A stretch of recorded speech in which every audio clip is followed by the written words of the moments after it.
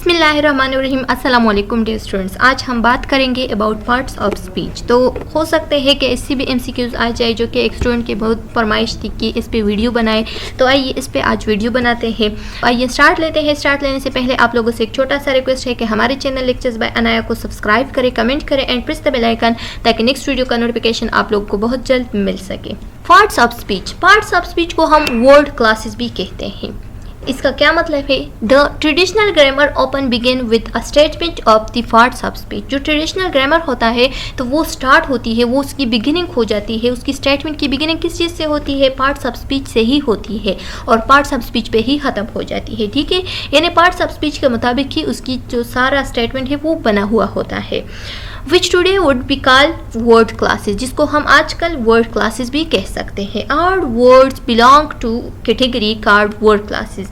ये सारे वर्ड्स जो है ना एक कैटेगरी से बिलोंग करते हैं जिसको हम कहते हैं word classes or parts of speech according to the part they play in a sentence. इस पार्ट्स ऑफ स्पीच या इस वर्ड क्लास का एक पार्ट के ज़रिए से ये जो सेंटेंस है इसके मेन रोल्स, ये जो पार्ट्स ऑफ स्पीच है ना ये एक सेंटेंस में मेन रोल अदा करती है, एक सेंटेंस की पार्ट होती है। ठीक है, सेंटेंस की एक अहम पार्ट होती है अकॉर्डिंग टू मोस्ट ग्रामेरियन।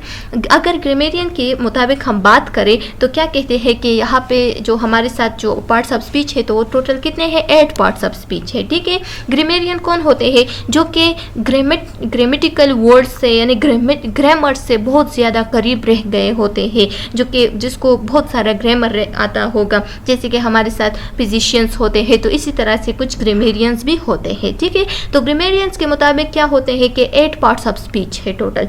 तो 8 पार्ट्स ऑफ स्पीच जो है ना वो फिर डिवाइड हो गए हैं 3 ग्रुप्स में। इससे MCQs आ सकता है कि पार्ट्स ऑफ स्पीच जो है ना वो कितने ग्रुप्स में डिवाइड हो गए हैं। तो फिर आप लोगों ने ये नहीं बताना है कि 8 पार्ट्स है, ये डिवाइड हो गए हैं 3 ग्रुप्स में। एक होता है नाउन ग्रुप। नाउन ग्रुप में हमारे साथ आता है नाउन, प्रोनाउन एंड एडजेक्टिव। ठीक है, दूसरा होता है वर्ब ग्रुप। वर्ब ग्रुप में 2 क्लासेस हैं, एक है वर्ब एंड एक है एडवर्ब। जबकि तीसरे ग्रुप में जो कि हमारे साथ एम्प्टी वर्ब है।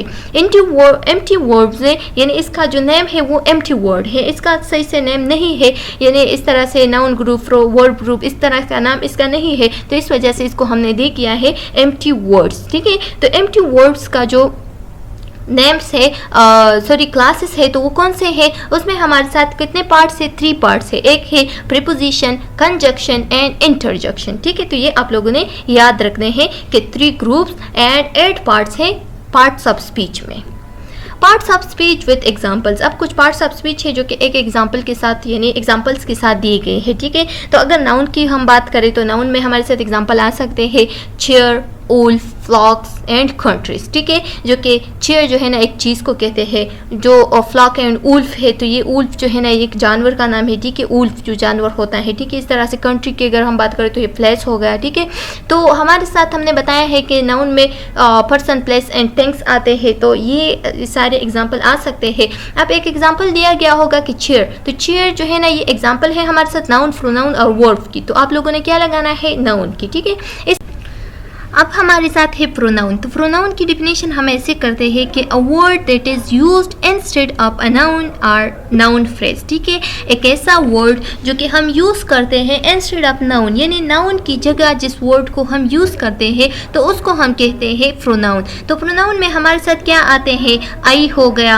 आई जो है ना ये हम एक नाम की जगह यूज़ करते हैं। ठीक है, यानी यू हो गया, यू भी हम नाम की जगह यूज़ करते हैं। ठीक है, तो ये भी हमारे साथ नाउन हो गए, नाउन की जगह हम ये यूज़ करते हैं। फिर ही हो गया, विच हो गया, तो ये सारे हम नाउन की जगह यूज़ करते हैं, तो इसलिए इसको हम क्या कहते हैं? प्रोनाउन कहते हैं। तो आप लोगों को अगर MCQs आ जाए कि विच, ही, यू और आई, तो ये हमारे साथ किस चीज़ का एग्जाम्पल है? ये हमारे साथ एग्जाम्पल में आते हैं प्रोनाउन। या शी आ गया, दे आ गया, ये सारे एग्जाम्पल है प्रोनाउन के। ठीक है, तो ये MCQs पॉइंट ऑफ व्यू से इंपॉर्टेंट है, आप लोगों ने।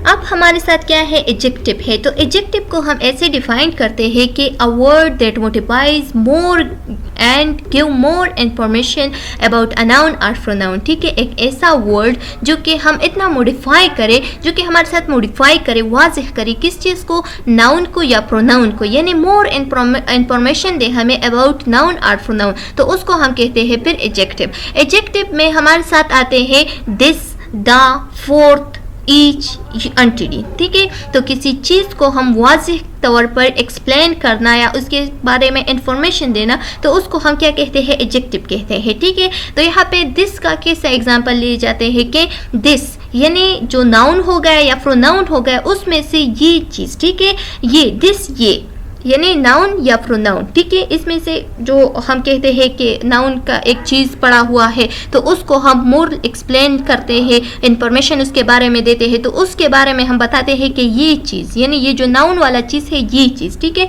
इसी तरह से दी का एग्जाम्पल भी ले सकते हैं, फोर्थ का, ईच का, अंटिडी यानी गंदा या अंटिडी हम किस चीज़ को कहते हैं, गंदा या बदसलीक का, ठीक है। तो उसको हम जब एक्सप्लोर करें और भी मज़ीद इसके बारे में इंफॉर्मेशन दे तो उसको हम कहते हैं एडजेक्टिव। तो इस तरह से अगर एग्जांपल आ गया तो फिर आप लोगों ने समझना है कि ये एडजेक्टिव की बात हो रही।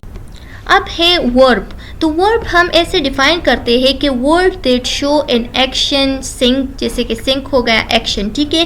अकरेंस में हमारे साथ डेवलप आता है, ठीक है, किसी चीज़ को डेवलप करना, या or state of being exist, या एक ऐसा स्टेट जो कि हमारे साथ एग्जिस्ट हो यानी प्रेजेंट हो, ठीक है।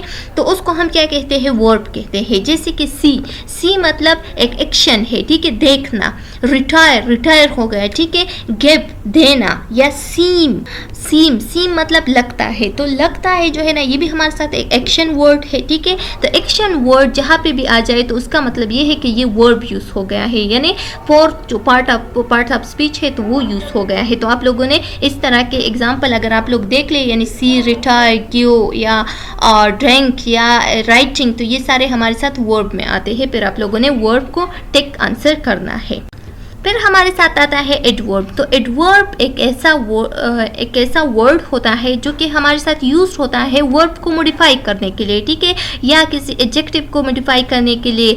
Are another adverb and often use to show degree, manners, place, or, time, ठीक है। तो इसको हम क्या कहते हैं, इसको हम कहते हैं एडवर्ब। एडवर्ब में हमारे साथ क्या आता है, यानी वर्ब को मॉडिफाई किया है मच, ठीक है, मच यानी ज़्यादा, फार्टली, मेयरली या quickly work, quickly working, quickly writing. तो ये हमारे साथ क्या है कि वर्ब को इसने मॉडिफाई किया है, तो इस वजह से इसको हम कहते हैं एडवर्ब, ठीक है। तो अगर आप लोगों के साथ एग्जांपल आ जाए क्विकली, मेयरली, फार्टली या मच, तो ये हमारे साथ सारे आते हैं एग्जांपल ऑफ एडवर्ब में। नेक्स्ट है प्रीपोजिशन। तो प्रीपोजिशन जो है ना ये हमारे साथ ग्रुप ऑफ वर्ड्स होती है जो कि हम यूज करते हैं बिफोर नाउन, प्रोनाउन और नाउन फ्रेज से, ठीक है। किसी नाउन, प्रोनाउन या नाउन फ्रेज से पहले जो वर्ड्स हम यूज़ करते हैं, ग्रुप ऑफ वर्ड्स जो हम यूज़ करते हैं, तो उसको हम कहते हैं प्रीपोजिशन। जैसे कि ऑन, ऑफ, एट, इन। इसमें हम एक लॉन्ग वीडियो भी बनाएंगे, ये MCQs पॉइंट ऑफ व्यू से बहुत इंपॉर्टेंट है, इससे बहुत ज़्यादा MCQs आ गए हैं, तो इस पर इंशाल्लाह बहुत जल्द ही एक बहुत लेंथी वीडियो बनाएंगे जिसके ज़रिए से आप लोग की सारी कंसेप्ट जो है ना वो क्लियर हो जाएगी और सारे MCQs भी क्लियर हो जाएंगे। नेक्स्ट है कंजंक्शन। कंजंक्शन जो होते हैं ये हमारे साथ एक ऐसा वर्ड्स होते हैं जो कि हम यूज करते हैं कनेक्ट वर्ड्स, ठीक है। कनेक्ट वर्ड्स, फ्रेजेस या क्लासेस, एक ऐसा वर्ड जिसके ज़रिए से हम वर्ड्स, फ्रेजेस या क्लासेस को कनेक्ट करें तो उसको हम कहते हैं कंजंक्शन। जैसे कि हमारे साथ वर्ड्स आते हैं उसमें एंड, बट, बिकॉज, आर, ठीक है। इसके ज़रिए से हम क्या करते हैं, वर्ड्स को कनेक्ट करते हैं, सेंटेंसेस को कनेक्ट करते हैं, फ्रेजेस को कनेक्ट करते हैं या क्लासेस को कनेक्ट करते हैं। अगर आप लोग एग्जांपल ले लें कि he is my friend but he is, जो भी आप लोग फिर लिख ले, ठीक है। तो बट जो आ गया, तो बट जो है ना ये हमारे साथ कंजंक्शन हो गया, इसने कनेक्ट किया दो सेंटेंसेस को, ठीक है। तो इसी तरह से सेंटेंसेस को फिर हम क्या कहते हैं, इसी तरह से वर्ड्स को फिर हम एग्जांपल ऑफ कंजंक्शन में ले सकते हैं। तो ये इससे भी MCQs अगर आ गया तो आप लोगों ने इसको क्या डालना है, किस चीज़ में डालना है, कंजंक्शन में। लास्ट वन हमारे साथ क्या है स्टूडेंट, इंटरजेक्शन है। इंटरजेक्शन का क्या मतलब है, ये एक ऐसा वर्ड होता है जो कि हमारे साथ इंडिपेंडेंट होता है और ये हमारे साथ एक्सप्रेस करते हैं फीलिंग्स को, ठीक है। ज़्यादातर जो फीलिंग्स को एक्सप्रेस करते हैं तो उस वर्ड्स को हम कहते हैं इंटरजेक्शन। तो इसमें हमारे साथ आउच आ गया, आउच, जब किसी को चोट लगता है तो कहते हैं कि आउच, अलस। अलस का क्या मतलब है? जब कोई खफगान में होता है, जब कोई परेशान होता है तो वो यूज़ करते हैं अलस। वाव, जब कोई एक्साइटेड होता है तो वाव यूज़ करता है। ओह। ओह मतलब जब किसी का कोई मर जाता है या कोई परेशानी की बात होती है तो वो ज़्यादातर ओह यूज़ करते हैं, ठीक है। तो इसी तरह के वर्ड जो है ना ये इंटरजेक्शन में आते हैं। ये आप लोगों ने एमसीक्यूज़ पॉइंट ऑफ व्यू से याद रखने हैं। इसको फिर अगर एग्जाम्पल में आ गया एमसीक्यूज़ के एग्जाम्पल्स में यानी इंटरजेक्शन के एग्जाम्पल में, तो आप लोगों ने फिर इंटरजेक्शन को ही टिक मार्क करना है, ठीक है। तो चलो स्टूडेंट्स, यहाँ तक हमारे पार्ट्स ऑफ स्पीच कंप्लीट हो गए। उम्मीद है कि आप लोगों को समझ में आ गया होगा। हमारे चैनल लेक्चर्स बाय अनय को सब्सक्राइब करें, कमेंट करें and press the bell icon ताकि नेक्स्ट वीडियो का नोटिफिकेशन बहुत जल्द आप लोगों को मिल सके। नेक्स्ट वीडियो में मिलते हैं, तब तक के लिए